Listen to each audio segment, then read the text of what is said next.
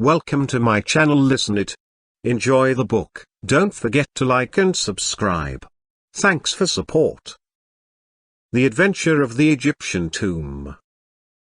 I have always considered that one of the most thrilling and dramatic of the many adventures I have shared with Poirot was that of our investigation into the strange series of deaths which followed upon the discovery and opening of the tomb of King Menher. Hard upon the discovery of the tomb of Tutankhamen by Lord Carnarvon, Sir John Willard and Mr. Blibner of New York, pursuing their excavations not far from Cairo, in the vicinity of the pyramids of Gizeh, came unexpectedly on a series of funeral chambers. The greatest interest was aroused by their discovery. The tomb appeared to be that of King Menher, one of those shadowy kings of the 8th dynasty, when the old kingdom was falling to decay. Little was known all about this period, and the discoveries were fully reported in the newspapers. An event soon occurred which took a profound hold on the public mind. Sir John Willard died quite suddenly of heart failure. The more sensational newspapers immediately took the opportunity of reviving all the old superstitious stories connected with the ill luck of certain Egyptian treasures. The unlucky mummy at the British Museum, that hoary old chestnut, was dragged out with fresh zest, was quietly denied by the museum, but nevertheless enjoyed all its usual vogue. A fortnight later Mr. Blibner died of acute blood poisoning, and a few days afterwards a nephew of his shot himself in New York. The curse of Menher was the talk of the day, and the magic power of dead and gone Egypt was exalted to a fetish point. It was then that Poirot received a brief note from Lady Willard, widow of the dead archaeologist, asking him to go and see her at her house in Kensington Square. I accompanied him. Lady Willard was a tall, thin woman, dressed in deep mourning. Her haggard face bore eloquent testimony to her recent grief. "It is kind of you to have come so promptly, Monsieur Poirot." "I am at your service, Lady Willard." "You wished to consult me?" "You are, I am aware, a detective, but it is not only as a detective that I wish to consult you. You are a man of original views. I know, you have imagination, experience of the world. Tell me, Monsieur Poirot, what are your views on the supernatural?" Poirot hesitated for a moment before he replied. He seemed to be considering. Finally he said, "Let us not misunderstand each other, Lady Willard. It is not a general question that you are asking me there. It has a personal application, has it not? You are referring obliquely to the death of your late husband?" "That is so," she admitted. "You want me to investigate the circumstances of his death?" "I want you to ascertain for me exactly how much is newspaper chatter, and how much may be said to be founded on fact." 3 deaths, Monsieur Poirot, each one explicable taken by itself, but taken together surely an almost unbelievable coincidence. And all within a month of the opening of the tomb. It may be mere superstition, it may be some potent curse from the past that operates in ways undreamed of by modern science. The fact remains, 3 deaths. And I am afraid, Monsieur Poirot, horribly afraid. It may not yet be the end. For whom do you fear? For my son. When the news of my husband's death came I was ill. My son, who has just come down from Oxford, went out there. He brought the body home, but now he has gone out again, in spite of my prayers and entreaties. He is so fascinated by the work that he intends to take his father's place and carry on the system of excavations.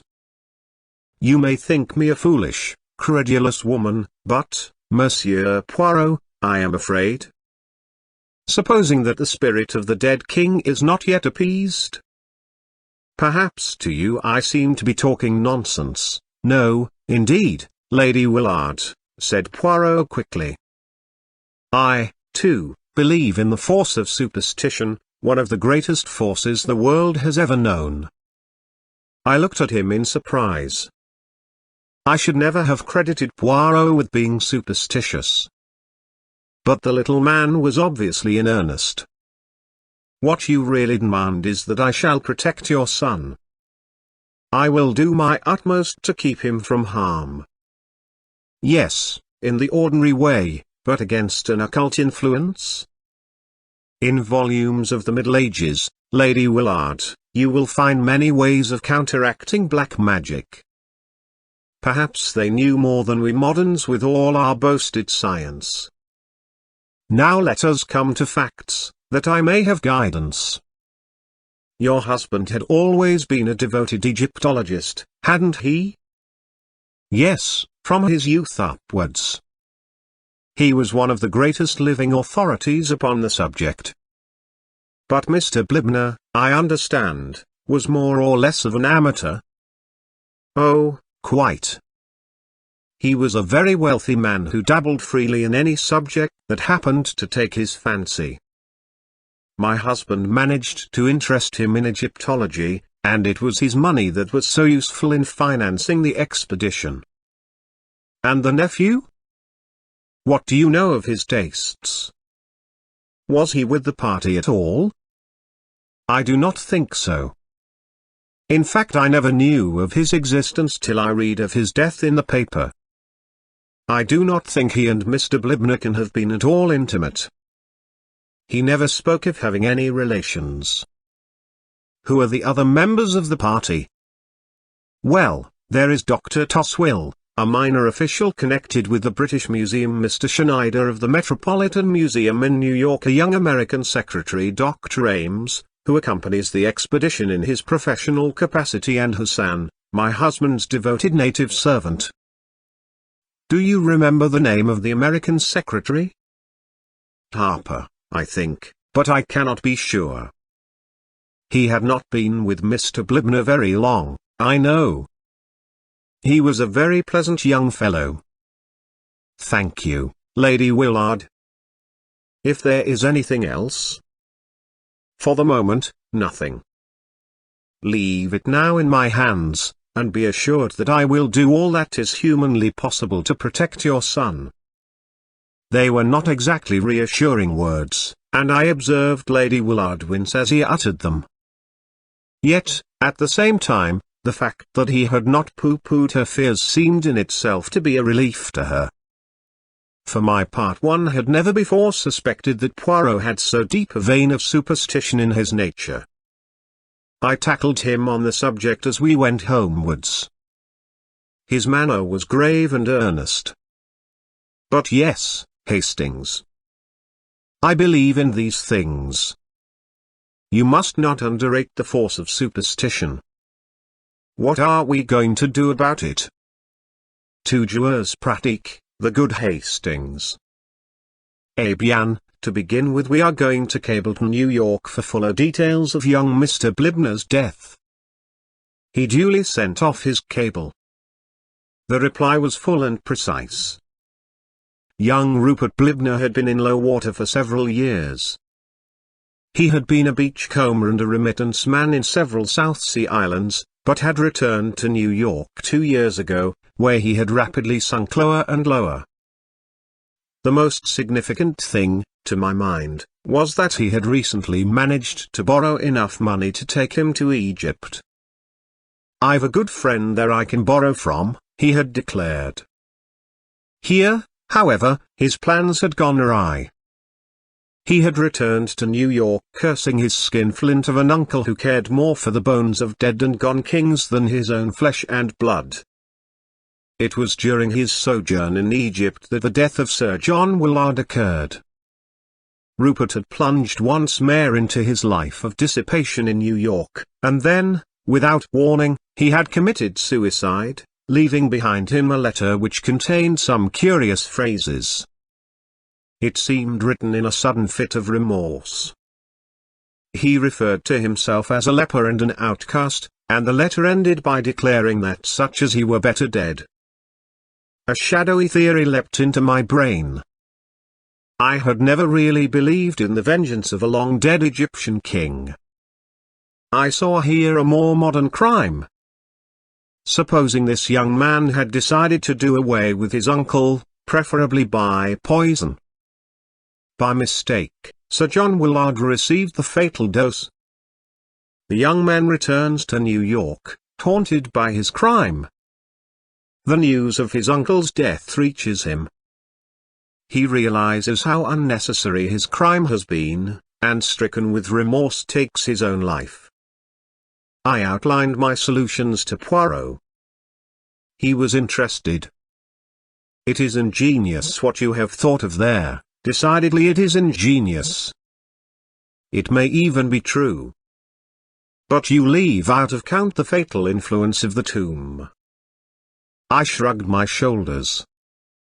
"You still think that has something to do with it?" "So much so, mon ami, that we start for Egypt tomorrow." "What?" I cried, astonished. "I have said it."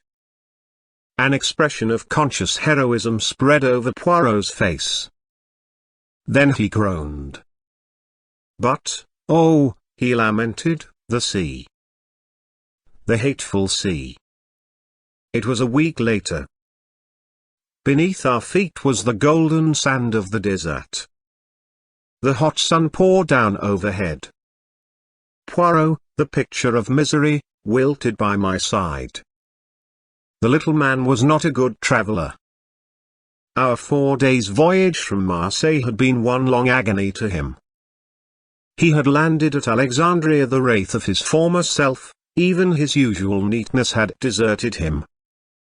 We had arrived in Cairo and had driven out at once to the Manor House Hotel, right in the shadow of the pyramids.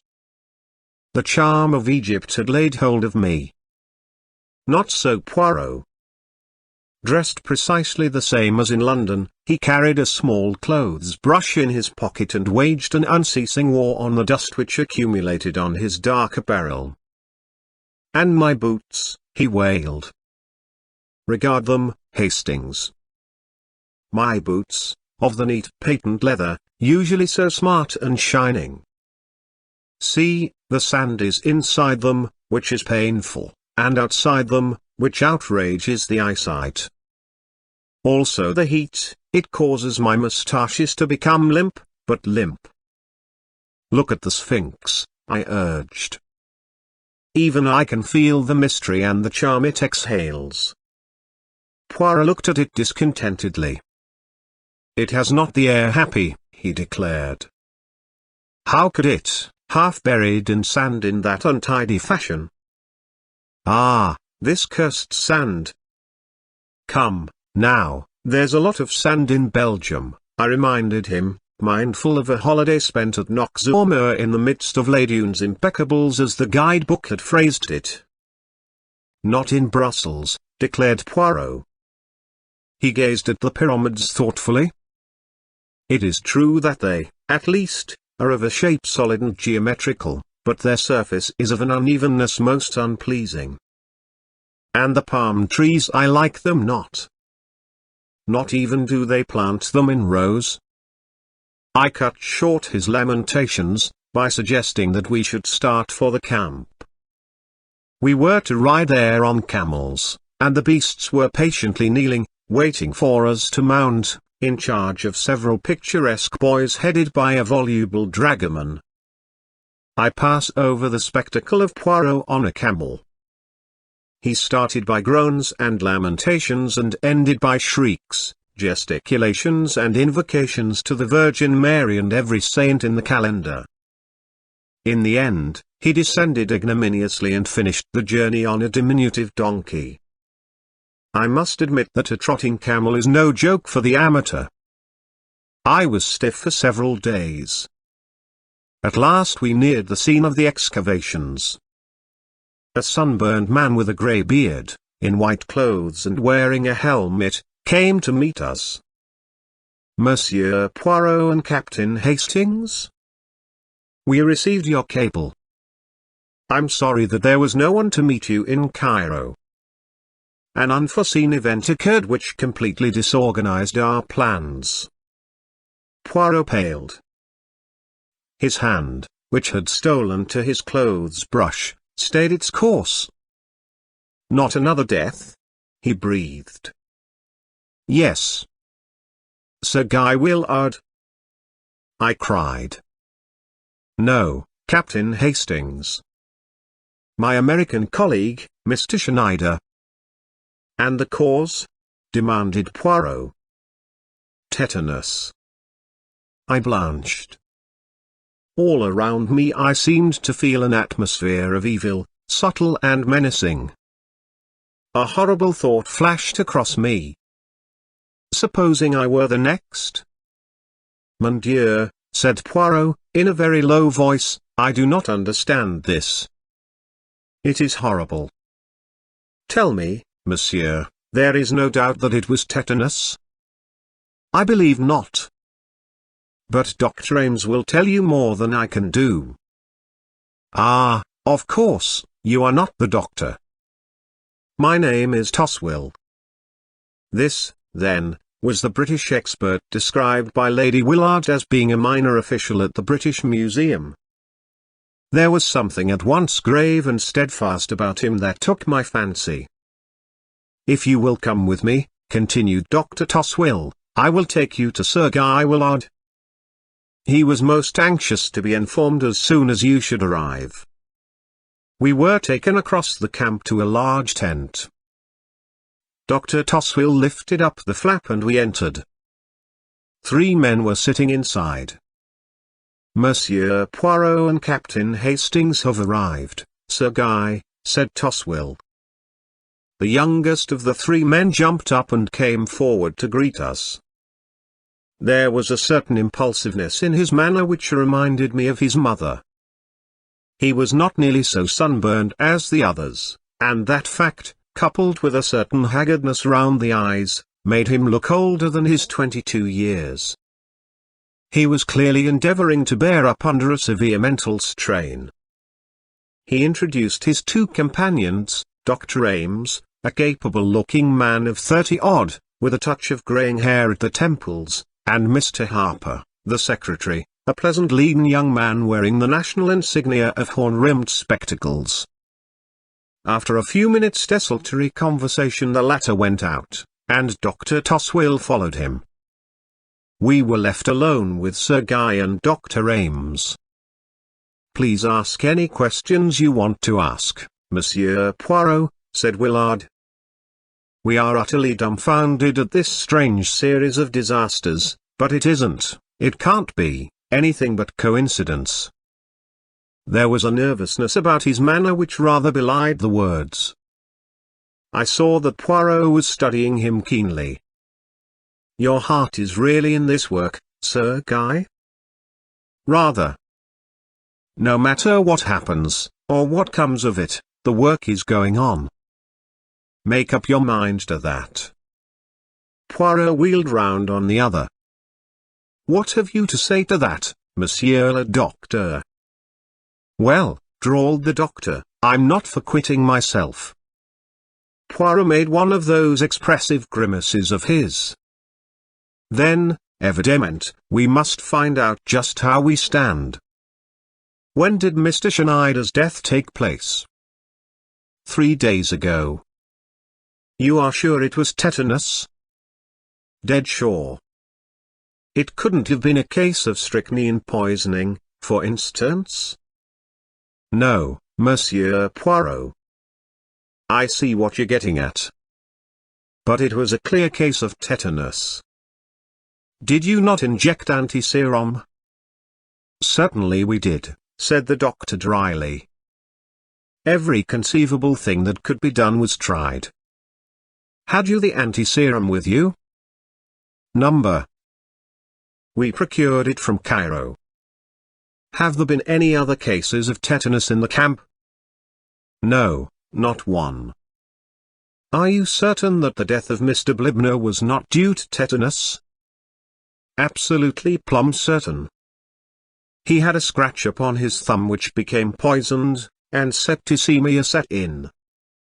It sounds pretty much the same to a layman, I dare say, but the two things are entirely different. Then we have 4 deaths, all totally dissimilar, 1 heart failure, 1 blood poisoning, 1 suicide and 1 tetanus. Exactly, Monsieur Poirot. Are you certain that there is nothing which might link the 4 together? I don't quite understand you. I will put it plainly. Was any act committed by those 4 men which might seem to denote disrespect to the spirit of men-hurrah? The doctor gazed at Poirot in astonishment. You're talking through your hat, Monsieur Poirot. Surely you've not been guided into believing all that fool talk? Absolute nonsense, muttered Willard angrily. Poirot remained placidly immovable, blinking a little out of his green cat's eyes. So you do not believe it, Monsieur le Docteur? No, sir, I do not, declared the doctor emphatically. I am a scientific man, and I believe only what science teaches. Was there no science then in ancient Egypt? Asked Poirot softly. He did not wait for a reply, and indeed Dr. Ames seemed rather at a loss for the moment. No, do not answer me, but tell me this. What do the native workmen think? I guess, said Dr. Ames, that, where white folk lose their heads, natives aren't going to be far behind. I'll admit that they're getting what you might call scared, but they've no cause to be. I wonder, said Poirot noncommittally. Sir Guy leant forward. Surely, he cried incredulously, you cannot believe in, but the thing's absurd. You can know nothing of ancient Egypt if you think that. For answer Poirot produced a little book from his pocket, an ancient tattered volume. As he held it out I saw its title, The Magic of the Egyptians and Chaldeans. Then, wheeling round, he strode out of the tent. The doctor stared at me. What is his little idea? The phrase, so familiar on Poirot's lips, made me smile as it came from another. I don't know exactly, I confessed. He's got some plan of exorcising the evil spirits, I believe. I went in search of Poirot, and found him talking to the lean-faced young man who had been the late Mr. Blibner's secretary. No, Mr. Harper was saying, I've only been 6 months with the expedition. Yes, I knew Mr. Blibner's affairs pretty well. Can you recount to me anything concerning his nephew? He turned up here one day, not a bad-looking fellow. I'd never met him before, but some of the others had, Ames, I think, and Schneider. The old man wasn't at all pleased to see him. They were at it in no time, hammer and tongs. Not a cent, the old man shouted. Not 1 cent now or when I'm dead. I intend to leave my money to the furtherance of my life's work. I've been talking it over with Mr. Schneider today. And a bit more of the same. Young Blibner lit out for Cairo right away. Was he in perfectly good health at the time? The old man? No, the young one. I believe he did mention there was something wrong with him. But it couldn't have been anything serious, or I should have remembered. One thing more, has Mr. Blibner left a will? So far as we know, he has not. Are you remaining with the expedition, Mr. Harper? No, sir, I am not. I'm for New York as soon as I can square up things here. You may laugh if you like, but I'm not going to be this blasted old men-hurrah's next victim. He'll get me if I stop here. The young man wiped the perspiration from his brow. Poirot turned away. Over his shoulder he said with a peculiar smile, remember, he got one of his victims in New York. Oh, hell. said Mr. Harper forcibly. "That young man is nervous," said Poirot thoughtfully. "He is on the edge, but absolutely on the edge." I glanced at Poirot curiously, but his enigmatical smile told me nothing. In company with Sir Guy Willard and Drive Toswell we were taken round the excavations. The principal finds had been removed to Cairo, but some of the tomb furniture was extremely interesting. The enthusiasm of the young baronet was obvious, but I fancied that I detected a shade of nervousness in his manner, as though he could not quite escape from the feeling of menace in the air. As we entered the tent which had been assigned to us, for a wash before joining the evening meal, a tall dark figure in white robes stood aside to let us pass with a graceful gesture and a murmured greeting in Arabic. Poirot stopped. "You are Hassan, the late Sir John Willard's servant?" "I served my lord Sir John, now I serve his son." He took a step nearer to us and lowered his voice. "You are a wise one, they say, learned in dealing with evil spirits. Let the young master depart from here. There is evil in the air around us." And with an abrupt gesture, not waiting for a reply, he strode away. "Evil in the air," muttered Poirot. "Yes, I feel it." Our meal was hardly a cheerful one. The floor was left to Drive Toswell, who discoursed at length upon Egyptian antiquities. Just as we were preparing to retire to rest, Sir Guy caught Poirot by the arm and pointed. A shadowy figure was moving amidst the tents. It was no human one. I recognized distinctly the dog-headed figure I had seen carved on the walls of the tomb. My blood literally froze at the sight. "Mon Dieu!" murmured Poirot, crossing himself vigorously. "Anubis, the jackal-headed, the god of departing souls." "Someone is hoaxing us," cried Dr. Toswell, rising indignantly to his feet. "It went into your tent, Harper," muttered Sir Guy, his face dreadfully pale. "No," said Poirot, shaking his head, into that of the Dr. Ames. The doctor stared at him incredulously, then, repeating Dr. Toswell's words, he cried, "Someone is hoaxing us. Come, we'll soon catch the fellow." He dashed energetically in pursuit of the shadowy apparition. I followed him, but, search as we would, we could find no trace of any living thing having passed that way. We returned, somewhat disturbed in mind, to find Poirot taking energetic measures, in his own way, to ensure his personal safety. He was busily surrounding our tent with various diagrams and inscriptions which he was drawing in the sand. I recognized the five-pointed star or pentagon many times repeated. As was his wont, Poirot was at the same time delivering an impromptu lecture on witchcraft and magic in general. White magic as opposed to black, with various references to the Book of the Dead thrown in. It appeared to excite the liveliest contempt in Dr. Toswell, who drew me aside, literally snorting with rage. "Balderdash, sir," he exclaimed angrily. "Pure balderdash. The man's an impostor.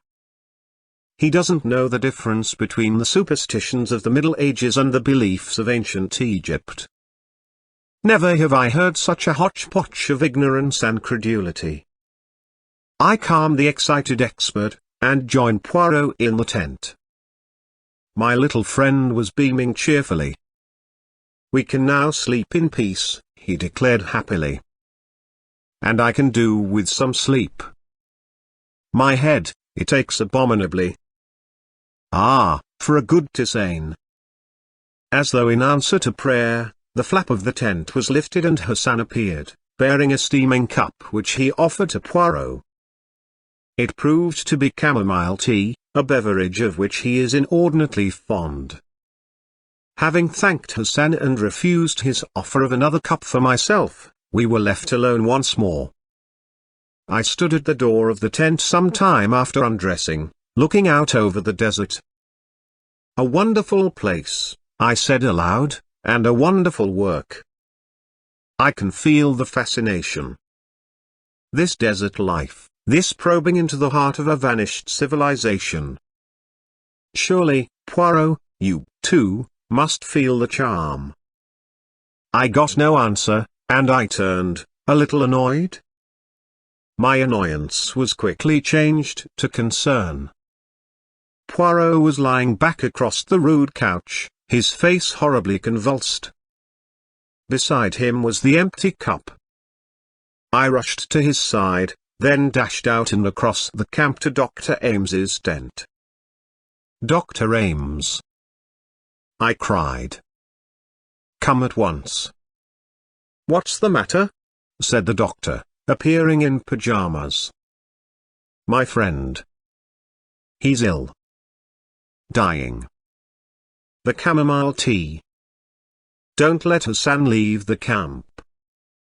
Like a flash the doctor ran to our tent. Poirot was lying as I left him. "Extraordinary," cried Ames. "Looks like a seizure, or, what did you say about something he drank?" He picked up the empty cup.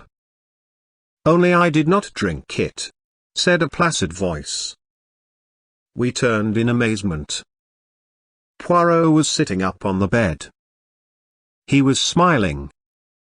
"No," he said gently. "I did not drink it." While my good friend Hastings was apostrophizing the night, I took the opportunity of pouring it, not down my throat, but into a little bottle. That little bottle will go to the analytical chemist. No, as the doctor made a sudden movement, as a sensible man, you will understand that violence will be of no avail. During Hastings' brief absence to fetch you, I have had time to put the bottle in safekeeping. Ah, quick, Hastings, hold him. I misunderstand Poirot's anxiety. Eager to save my friend, I flung myself in front of him. But the doctor's swift movement had another meaning. His hand went to his mouth, a smell of bitter almonds filled the air, and he swayed forward and fell. "Another victim," said Poirot gravely, "but the last. Perhaps it is the best way. He has 3 deaths on his head." "Dr. Ames?" I cried, stupefied. "But I thought you believed in some occult influence." "You misunderstood me, Hastings. What I meant was that I believe in the terrific force of superstition. Once get it firmly established that a series of deaths are supernatural, and you might almost stab a man in broad daylight, and it would still be put down to the curse, so strongly is the instinct of the supernatural implanted in the human race. I suspected from the first that a man was taking advantage of that instinct. The idea came to him, I imagine, with the death of Sir John Willard. A fury of superstition arose at once. As far as I could see, nobody could derive any particular profit from Sir John's death. Mr. Blibner was a different case. He was a man of great wealth. The information I received from New York contained several suggestive points. To begin with, young Blibner was reported to have said he had a good friend in Egypt from whom he could borrow. It was tacitly understood that he meant his uncle, but it seemed to me that in that case he would have said so outright. The words suggest some boon companion of his own. Another thing, he scraped up enough money to take him to Egypt. His uncle refused outright to advance him a penny, yet he was able to pay the return passage to New York. Someone must have lent him the money. All that was very thin, I objected. But there was more. Hastings, there occur often enough words spoken metaphorically which are taken literally. The opposite can happen too. In this case, words which were meant literally were taken metaphorically.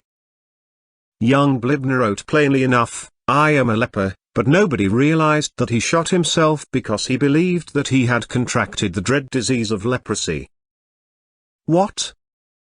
I ejaculated. It was the clever invention of a diabolical mind. Young Blibner was suffering from some minor skin trouble. He had lived in the South Sea Islands, where the disease is common enough. Ames was a former friend of his, and a well-known medical man. He would never have dreamed of doubting his word.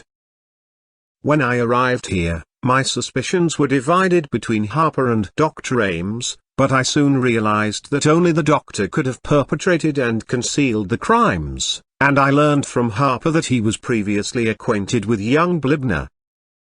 Doubtless the latter at some time or another had made a will or had insured his life in favor of the doctor. The latter saw his chance of acquiring wealth. It was easy for him to inoculate Mr. Blibner with the deadly germs. Then the nephew, overcome with despair at the dread news his friend had conveyed to him, shot himself. Mr. Blibner, whatever his intentions, had made no will. His fortune would pass to his nephew and from him to the doctor. And Mr. Schneider? We cannot be sure. He knew young Blibner too, remember, and may have suspected something, or, again, the doctor may have thought that a further death motiveless and purposeless would strengthen the coils of superstition. Furthermore, I will tell you an interesting psychological fact, Hastings.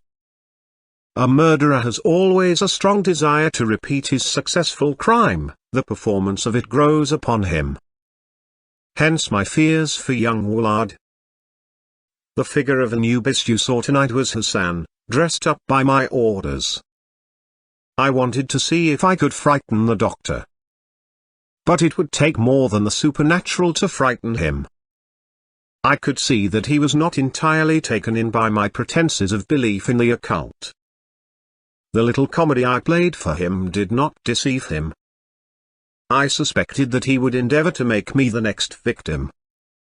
But in spite of l'amour maudite, the heat abominable, and the annoyances of the sand, the little grey cells still functioned. Poirot proved to be perfectly right in his premises. Young Blibner, some years ago, in a fit of drunken merriment, had made a jocular will, leaving my cigarette case you admire so much and everything else of which I die possessed, which will be principally debts to my good friend Robert Ames, who once saved my life from drowning.